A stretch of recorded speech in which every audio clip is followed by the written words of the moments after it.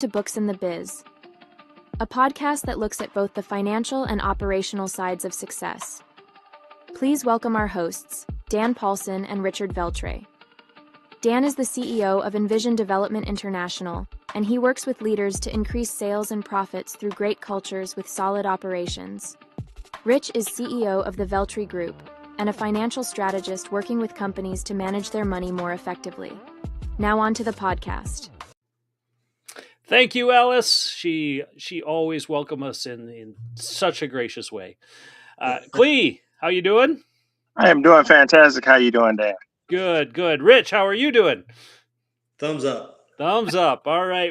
The gang's all here. So as you can see, our guest today has much better scenery than we do. I guess that's one of the perks of being a contractor is you get to be outside a little bit more often. But I wanted to welcome Cle Gray.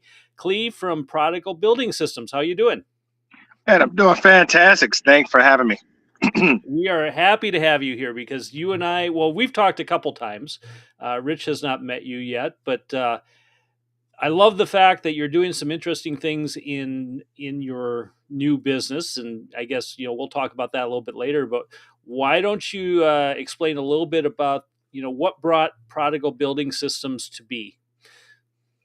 So the Prodigal Building Systems came to be because of a need to recruit the unrecruited, to reach out to those communities, mainly BIPOC communities and those others who are not overly recruited. And what we do is we go into those situations and we try to get people into the trades. Our goal is to get more and more BIPOC and lower income people into the trades so that they can, one, earn a great living, and two, contribute. Right. Why do you suppose that demographic hasn't been targeted? Are there assumptions or stereotypes, or what's really going on where they're not even looked at as far as the trades go? It's hard to put a thumb on it, but what I would like to say is that it's one of those things where college is being pushed more in those communities than it is elsewhere, maybe. Thinking that the best way to get a leg up is to go to college, when then you'll see a lot of people start college, don't finish college, and then they're in a bad position and they don't think about the trades, where a lot of people don't have to necessarily go to college to actually earn sometimes better money than those that do. Oh, you're speaking my language. Actually, we've had several discussions on this podcast about that exact situation. Now, give me a little bit more about your background. So what got you down this road? Obviously, you've been in construction for a while, but tell me a little bit more about that. Okay. Well, I actually started very young with my dad. My dad bought a lot of properties in the Milwaukee area, and I was his help. Cheap labor is an understatement, right? So as we're looking at that, growing and going into it, I lost my dad fairly early when I was a teen. And from there, I kind of, in high school and that kind of went into back in the 80s when Operation Fresh Start was just going. It was part of a school program for those that were finding themselves in that in-between space. We called it school within a school, right? Yep. You're trying to figure out something for these kids that school may not be their strongest suit. And just so happened for me, it put me in a position where I loved what I was doing. And then fast forward, became an adult, got into the trade, starting new construction, a lot of new construction, residential, commercial. One of the first companies that I worked with, he was a carpenter out of California, and I applied for a carpenter's helper's position. And he taught me a lot. He taught me about the word curmudgeon, which was my first time hearing. I thought it was a swear word, so I thought it was very cool. But it was, he taught me that word, and then he also taught me a lot on the trades. And then there was after that, I went to another contractor that was focused more on commercial work. And I really cut my teeth there.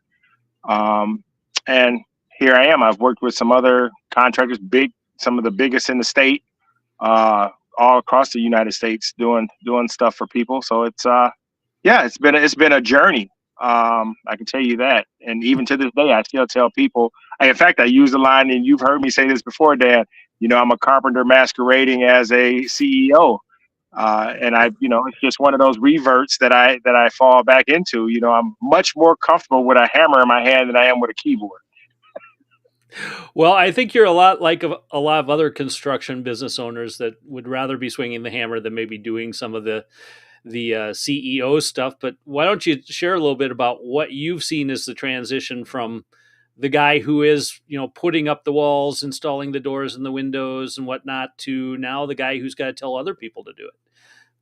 Yeah, that transition, because of some of the companies that I worked for, I was able to actually harness a lot of the knowledge gained there. In bigger companies, you're able to move up a little bit. So you have with someone who's interested in supervision, you get all the opportunity that you can handle. So there was a lot of that, but there's also a lot in it when you're guiding people and it's your money that's on the table. It's not the company's money. It's one of those things, and being able to deal with different, I want to say,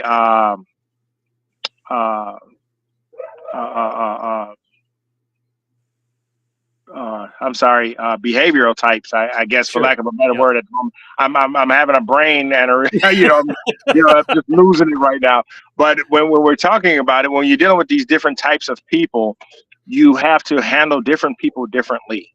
And then there's the new I want to say it's a nouveau thing, where we're dealing with a lot of people who have, I've seen it over the last 10 years with my coaching and everything else, that a majority of the kids that I'm getting now, have some type of attention deficit disorder or some other cognitive disability that's not always readily diagnosed. And so dealing with that, it becomes a whole different monster that you're dealing with. And, sometimes navigating it is tricky. But one thing that I found out about this industry is that this industry was made for people with ADHD. It becomes a perfect transition. But my personal growth in it has been tremendous, especially in the last year. I want to say my growth in the last year has been huge. What led to that growth? So if you say a lot's changed in the last 12 months, what really has changed? My approach to dealing with situations, my approach to dealing with people. Coming into it, I had a chip on my shoulder. I didn't want anybody to take advantage of my guys. I'm not going to let you take advantage of us.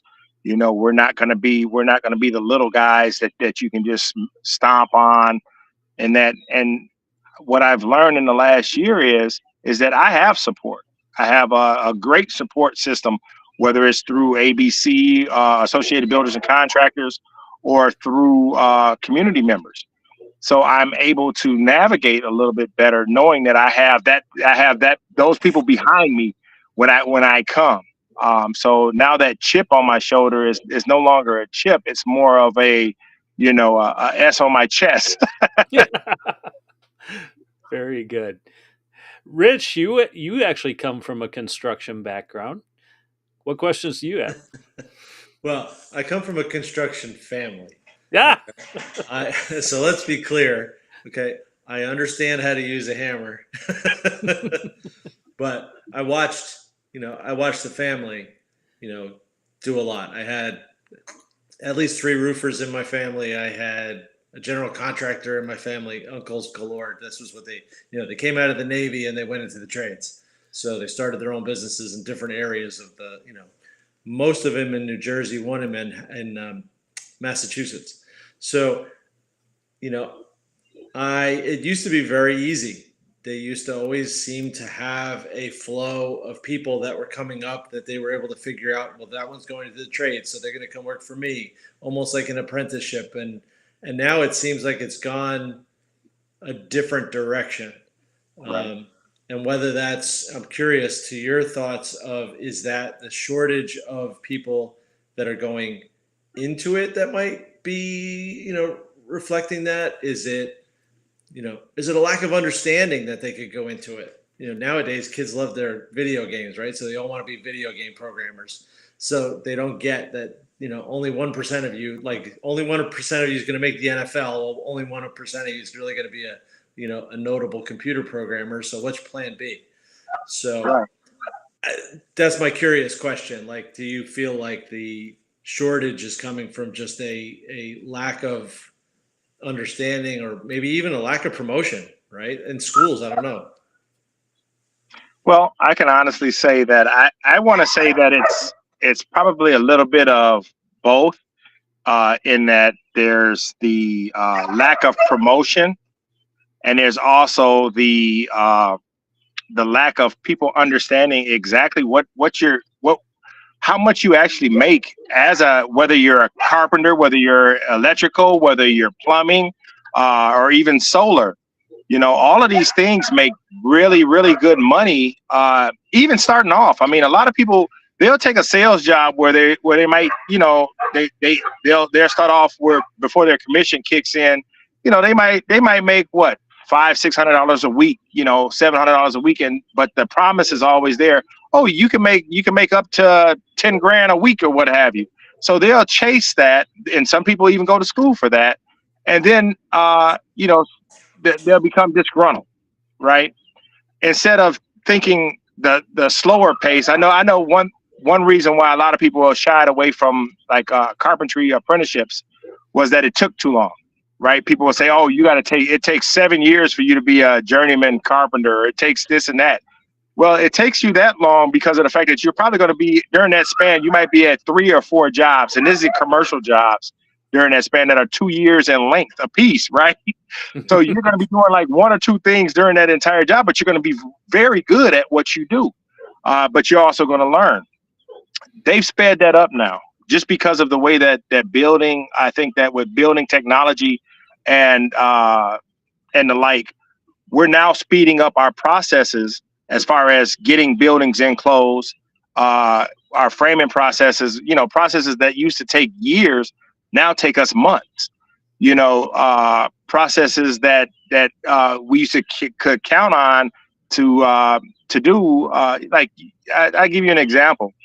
People say, oh, well, you got 28 units to trim out, put cabinets, base, case, and put doors on, right? Well, now, people, it used to be at one point, if you get 1 or 2 units done a day, you were great. Now you're looking at trying to get 5 to 10 done a day and keep on moving. So how do you do that? You create more systems and implement more systems. And the faster that you can master a system, the more money you make, and I think that the fact that people miss that portion of it and miss out on a lot, it kind of boggles my mind even on how far they'll go, So now, go ahead. When you say system, are you talking about process, or are you talking about robotics or other tools, technology? As I'm talking about system, I am literally talking about the processes. So when we're talking about, it used to be we would stick frame all of these new, high rises and everything else. We would sit there, stick frame them. If we got a quarter of one side done in a 2 or 3 day span, that used to be considered good. Now we're looking at, we got to have all the exterior walls set, interior demisers and interior walls all set within a week, so that way we can get our floor systems on. Then we got a few days to get the floor systems on to begin the process all over again. And that comes from the systematizing panelizations, doing floor cassettes, and roof trusses, stuff like that. And it becomes more on how fast can you put together a Lego, a Lego building, Right. and just understanding that process, because you can always come back. If you can keep the speed going around, you can always come back and tweak anything that you need to tweak, when you have a little bit of time. Right. So that is what I'm talking about. The process is faster. Therefore, that sped up the apprenticeships, so now the apprenticeships aren't as long. Okay. Could you go into a little more detail on that, Cle? Because that's, I think, one of the key pivots in your company is really dealing with that panelization and also using that as the catalyst to, build your academy and get these people caught up in the trades. Right. Well, the cool part about doing wall panels and wall panel systems by hand is the fact that you can train more people to become very proficient with nail guns and hammers in a framing atmosphere, in a controlled atmosphere. I mean, it's what, 65, 70 degrees inside the factory at all times, right? You don't change. The sun doesn't change it. The rain doesn't change it. A thunderstorm doesn't change it. Nothing changes it because of the fact that you're in a controlled environment. Now, look back in the day when we used to learn how to frame out in the field. If you were slow doing it, you may get put off somewhere else. So it might take you a little longer to become a good framer. With this process that we're doing now with the wall panelizations, and that you're able to speed up your processes, you're able to learn faster because you're doing it by repetition. You're putting together in a let's call it a 1 month span. You've probably done more framing than some carpenters have done in their career. And so when you're thinking about it in those terms, you're like, oh wow. Not only by the time you come out of that factory setting, some people obviously want to stay in that factory setting because they thrive in it. Some people want more or want something different. So when you're looking at those people who want something more, something different, that's who you offer the academy to. That's who hey, look, I tell you what, I got there's 12 different aspects of carpentry that we're going to teach you here. Why don't you start learning that while you're here? So you're earning here, but you're also learning on one end, and I think that part of it is what actually helps us right now. Yeah. So what are the 12 aspects that they have to learn through the academy? So through the academy, you're going to learn introductory to carpentry. You're going to learn framing. You're going to learn finishing. You're going to learn cabinet. You're going to learn cabinetry. Two different versions of cabinetry. You learn the cabinetry of installation, which is very key to a lot of things. But you're also going to learn cabinetry on how to build cabinets, on what makes cabinets tick. You also learn flooring. You learn carpeting. You learn tiling. You learn concrete. We learn concrete finishing, concrete formwork, concrete burnishing. And there's I know I'm leaving a couple of things off. I should have had my notes here in front of me, and I did not. That's on me. Right. But when we're talking about some of the other things going on, we're talking about putting doors on. Doors and hardware is another aspect of it, and also acoustical ceiling tiles, because acoustical ceiling framing and the like used to fit under carpentry, along with drywall and drywall finishing. Now we touch because there's a lot to go into in 6 months.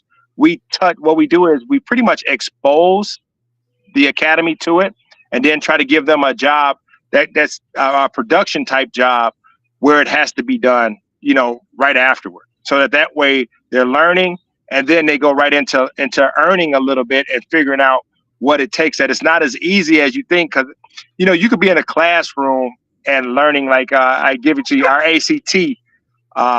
When they learned the ACT ceilings, the classroom work was great. Oh yeah, this is easy. We can handle this. Okay. Then you get them in the field, they realize it's a little bit different out here than just being able to make sure. Yeah, you got to set your lasers up just right. You got to make sure that your ties are correct. And then when you step back, you might be doing a wave. Now you got to figure out why. Now there's a lot of that, and I love that portion of it because of the fact it gives them their problem solving skills as well. And we also do painting as well. So painting is thrown in there as well. Wow. Now, how often do construction workers typically do all those facets of the job? Because a number of things you named off, I'm going, well, typically that would go to a mason, or that would go to, just somebody who focuses on finished carpentry. Do you really get that involved in all those aspects anymore? Or is this just to kind of, like you said, give them a taste, and then once they get out in the field and start working with somebody else, then they start to specialize in something? Exactly. And that's exactly what it is. It's to get people.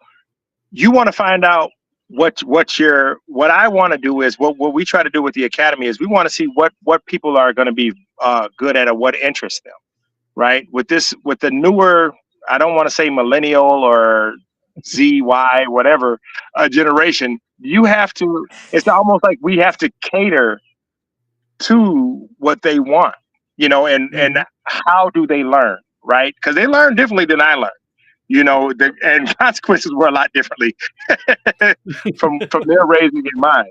Right. However, you want to give them the best foot forward that you can give them. So with us doing that, you got framing. Framing is going to be done within the wall component system. So therefore, you're going to have a very good grounding in framing, no matter what. Now, the other aspects of it, let's see, how do you like it? I had one guy, he felt that he struggled as a framer, but he found that he loved the ACT. Like he and even though he's still in the academy, he was asking me, hey, are we doing any more acoustical ceiling tile jobs? No, you only do it for that for that portion of it. Now, when it comes time, when he's ready to graduate, and I'm ready to push him off to somebody else, well, I tell you what, if I don't do enough acoustical ceiling tiles for you, I know somebody who does. I know a couple of companies that's all that they do day in, day out. And if that's what you want to do, hey, let's push you toward that way. The concrete, I found out, we actually stumbled upon the concrete polishing and epoxy flooring, and it was a great marriage. I found that our guys were engaged, really engaged in it, and some of our guys actually thought that they might prefer doing that than anything else. It's one of those things that, you can sit up here. For me, it's not there. There's a creative aspect to it as well. But to me, being a carpenter and dealing with the structurals and the finishes and everything else, that to me is what resonates with me. However, with someone else, they may just want, hey, you know what? I can get this floor looking great and I'm fantastic and I can walk away. It's a one-day job and I can go away. Right. Yep. So I want them to be exposed to all of that. And I want them to know that, at least somebody cared enough to expose them to it. So that, when it comes time for them to decide, hey, you know what, I want to be in concrete, or I want to be a concrete finisher, or I want to be a polisher, grinder, burnisher, whatever you choose to do, we want you to at least be exposed to it so that way you will have it. And, with the carpentry aspect of it, whether you're a plumber, HVAC, or electrician, having a little bit of a carpentry background doesn't hurt at all. Nice. How long does it take to qualify for the academy? How many weeks or months do they have to work with you before you kind of push them that direction? So right now we're just, I think someone can honestly know where they're at, within a week or two. And if they want to do the academy and they know that a cohort is coming up, hey, come on in. We have room for you, or we have room on the next cohort, however, whichever way it works out. And it gives us an opportunity to see where they're at. How many cohorts do you have in a year? So right now we're looking at doing between 2 to 3. Okay. So about every 4 months, roughly. Yep. Got it. Cool. I think that's great. That's adding a training that you weren't thinking about, and I don't know, it resonates with me that's going to help kind of. Because right now what I'm seeing, and I think Dan and I have talked about it 1,000 times probably, where there's a disconnect between the employers and the employees, or should I say applicants and employers. They're not talking to each other. They're just not finding each other. And I think that's going to become just a bigger and bigger problem. And I think, filling in the option of, having the trades as as a successful path, and again, not necessarily that you want to go to college, I might even still be one of those guys that's saying, look, go into the trades, but, get a business degree at night or something, that kind of helps you a little bit. That way you can lead towards not just the trades, but eventually owning the business as opposed to just working in it. So I don't know, but I can see the training being a key factor, and I'm curious if that resonates to other avenues as well. Nursing, accounting, all these other places that are complaining they can't find the people. Maybe this is a solution that can actually translate to other industries. Yeah. Yeah, I think there's definite possibilities with that. Again, different technology, different needs, but who knows? I do think that what Cle is doing here is really kind of a pretty unique approach that a lot of people don't think about taking. So, how big's a cohort? When you say, are we talking about half dozen people, dozen people? How many are involved? So, an ideal cohort is between 6 to 8 people. Okay. We can go down. I mean, we found that we can go down to 4. 4 is a very manageable size as well. But I think that we want to stay between 6 and 8 per cohort. Well, that's still adding, anywhere from 18 to 24 potential new construction workers within the course of 12 months. That's pretty good. Yeah. Well, that's what we want. I mean, when people say, "Oh, they're just not there aren't enough carpenters, or there's not enough this and that," and I can attest to that. I mean, we as business owners, we're looking for them constantly. It's like you got to constantly have an ad going, even when you don't need anyone going, just so you can get applicants into your Rolodex. And then go from there. Or you're working with, and I don't mind it, but you're working with a temp agency to bring in employees, and even they're having issues getting enough people. Like they got people placed, but then they're still short on finding people for everybody, because everybody's looking for somebody. Exactly. And you're speaking my language here. Rich, how many times have I said you always have to be hiring? You cannot stop, even when you think you have the right people. Yeah. You got to keep doing it. So we're on the same page there. Yeah. As you've transitioned from construction worker to business owner, and now as you look forward to, you're growing this panel building company, you're growing the academy, what are some of the biggest challenges you see facing, maybe outside of hiring? We all know that's a big one, but What else is out there? Well, I think one of the biggest, the next biggest would be retention. Just retaining people. Because this is a demanding job. So a lot of people think that, oh, this is easy. This is like any other startup or any other company that you come into. There's a reason why it's not just high turnover in the field. There's a high turnover in the back office as well, in the front office, front, back, C-suite, there's turnover everywhere, because there's a tremendous amount of stress. You have to be, I think, being in the trades first kind of sets you up to be able to withstand some of the things that happen behind closed doors that you don't necessarily see out in the field. And it is that mentality that I bring to my position now. There's what they say, there's an acceptable level of failure, right? So you just have to be able to accept it.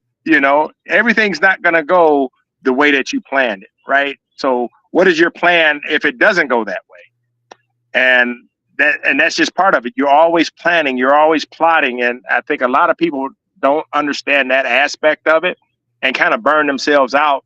They come in because of the fact that a business or what have you, they can think on, oh, I can do that. Yeah, I fit all those qualifications. Yes, you do.